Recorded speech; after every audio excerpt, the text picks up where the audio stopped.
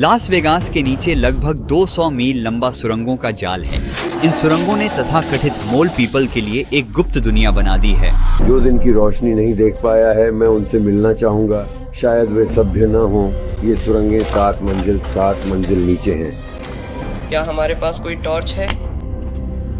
अरे लोग पीले पड़ जाते हैं। यहाँ लोग हैं जिन्होंने दिन की रोशनी नहीं देखी और शायद देख नहीं पाएंगे।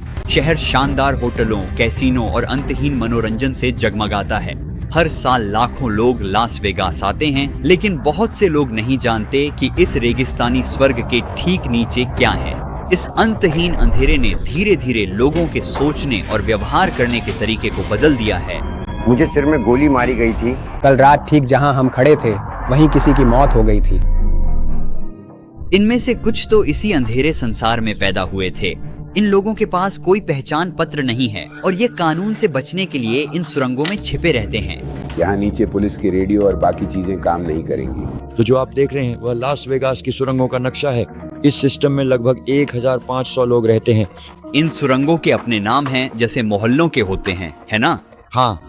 सड़क के स्तर पर कोई नहीं जानता कि जमीन के अंदर क्या हो रहा है। हम अब उन सुरंगों में गहराई तक जाने वाले हैं जो कई अन्य सुरंगों से जुड़ी हैं। आइए उस अंधेरे में उतरते हैं जहां इन सुरंगों के लोगों ने अपनी जिंदगी बसाई है। ये नार्कन है, नेजल स्प्रे। अगर आप किसी को ओवरडोज देखें तो आप इसे इस्तेमाल कर सकते हैं। आपको 30 मिनट मिलेंगे, बस निकालें और नाक में डालें।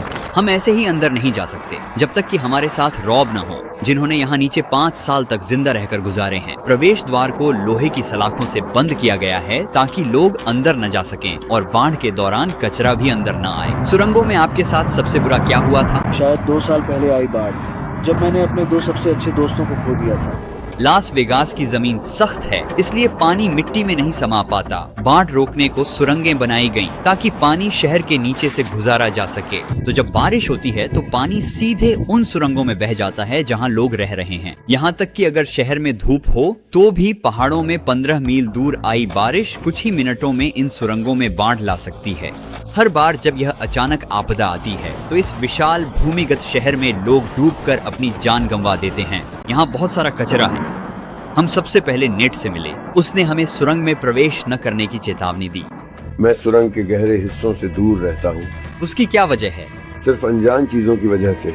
मुझे नहीं पता वहाँ नीचे क्या है। जैसे जैसे आप अंदर जाते हैं ये और छोटा होता जाता है। फिर आप वहाँ पहुँच जाते हैं जहाँ आपको रेंगना पड़ता है। जहाँ तक मुझे पता है ये सुरंगें 7 मंजिल नीचे हैं। सोचिए, इन सुरंगों में ऐसे कमरे हैं जो सर्विस रूम्स, जिनमें कोई भी हो सकता है। समझ रहे हो? तुम्हें अगवा किया जा सकता है, मार दिया जा सकता है, जिंदा जला दिया जा सकता है, फर्क नहीं पड़ता। सुरंगों में जो भी खतरा छुपा है टोबी उसका सामना कर चुका है। मैं वहाँ पीछे अंधेरे में हूँ। समझ रहे हो? अंधेरा, घना अंधेरा। इन सुरंगों में तुम्हारे साथ सबसे बुरा क्या हुआ?